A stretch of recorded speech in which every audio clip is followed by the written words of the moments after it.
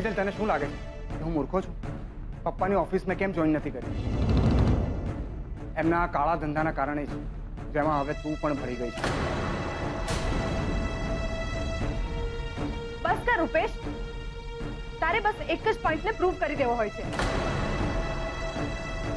મેં office join કરીને મૂર્ખામી ભર્યો નિર્ણય કર્યો છે.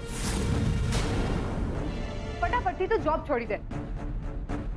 જો રૂપેશ, એક સાદું ગણિત છે. આઈટી ઓફિસર્સને હિસાબ આપી દઈશું એટલે વાત પતી જશે. બિઝનેસમાં આવું થયા કરે. એમ થતું હશે, પણ તમારી ચાની દુકાને રોજ રોજ સરકારનું સીલ નથી લાગતું. આવી રીતે રોજ વિડીયો વાયરલ નથી થતા. રૂપેશ જીજુ પ્લીઝ, અને સેજલ તું પણ ચૂપ થઈ જા. માસુક અંકલ આવા છે તેવા છે, બધું બંધ કરો ને યાર. આપણી દુકાન બંધ થઈ ગઈ છે, એને ખોલવા માટે વાત કરીએ. એમાં વાત શું કરવાની? પપ્પાજીએ કીધું છે ને કે એ બધું મેનેજ કરી લેશે. એટલીસ્ટ 2 દિવસ તો આપો એમને. એટલે શું 2 દિવસ આપણી દુકાન બંધ રહેશે? હા સેજલ, 2 દિવસ. 2 દિવસમાં 4-5 હજાર રૂપિયા વકરો હોય, અને આ 4-5 હજાર રૂપિયા આપણા માટે બહુ મહત્વના છે. એટલે મેં અને પપ્પાએ નક્કી કર્યું છે કે અમે માસુક અંકલને મળવા જઈશું. કિંજલ, મને આ વિચાર સારો નથી લાગતો. પણ ટ્રાય કરવામાં વાંધો શું છે? આજે પપ્પાને કારણે દુકાન બંધ થઈ છે તો એમને પણ ખબર પડવી જોઈએ ને. બની શકે આપણને કોઈ રસ્તો મળી જાય. શું કહો છો પપ્પાજી? જઈએ?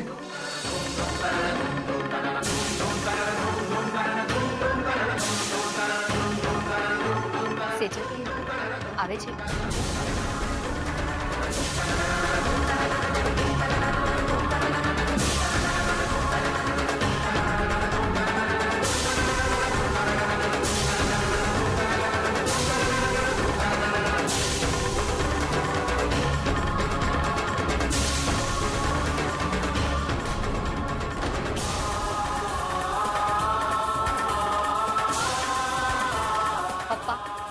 રૂપેશ જીજુ ચાલો.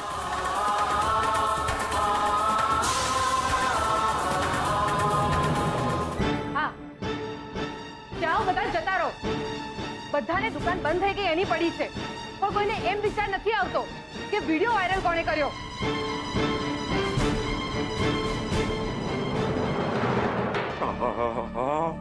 આજે તો માસુભાઈ ખુશ થઈ જશે મારા સમાચારથી. અને સમાચાર કેવા? એક પર એક ફ્રી, અને બધા સમાચાર એમના ફાયદાના છે. એકવાર ફોન લગાડવા દે.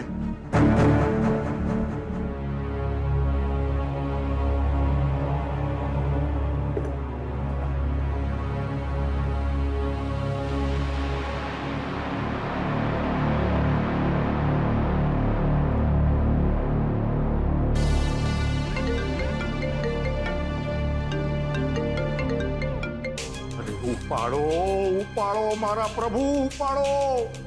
અરે કમાલ છે મારા પ્રભુ. અરે તાપીનગરની ગલીએ ગલીએ ખબર પડી ગઈ છે, ઘરે ઘરે ખબર પડી ગઈ છે કે મોહનભાઈની દુકાને ગવર્મેન્ટનું તાળું લાગી ગયું છે, એ પણ સીલ વાળું. અને બીજા સમાચાર તો એવા છે કે ઓલો સુશાંત અમેરિકાથી પાછો આવી ગયો છે, ને પણ કિંજલને પરણવા. અરે મારા પ્રભુ, ફોન ઉપાડો. તમારો તો એક કાંટો સદાય માટે ગયો. હા, ફોન ઉપાડો પ્રભુ.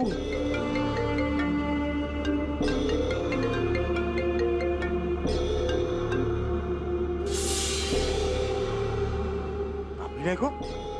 મારો ફોન કાપી નાખ્યો? કઈ વાંધો નહીં, પાછો લગાડીશ.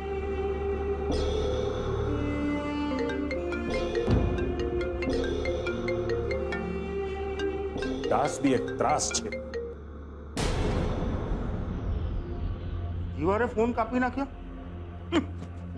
અરે બાપાને કેટલા ટકા? પદ્મા, હું આવું છું 1 મિનિટ.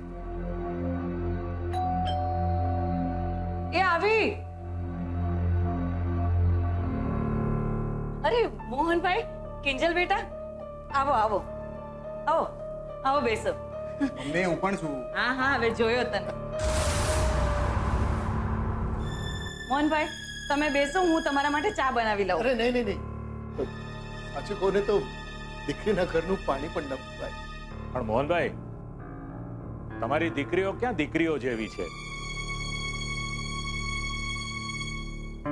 ભાઈ, તમે તો ત્રણેયને દીકરાઓ જેવી ખમતીદર બનાવી છે. હા ને શું પદ્મા, તું પણ માત્ર ચા કોફીનું પૂછે છે એમને? અરે માસુક સંઘવીને ત્યાં એમના વેવાઈ આવ્યા છે, એટલે જમીને જ જશે, અને એ પણ 56 ભોગ જેવી આખી થાળી.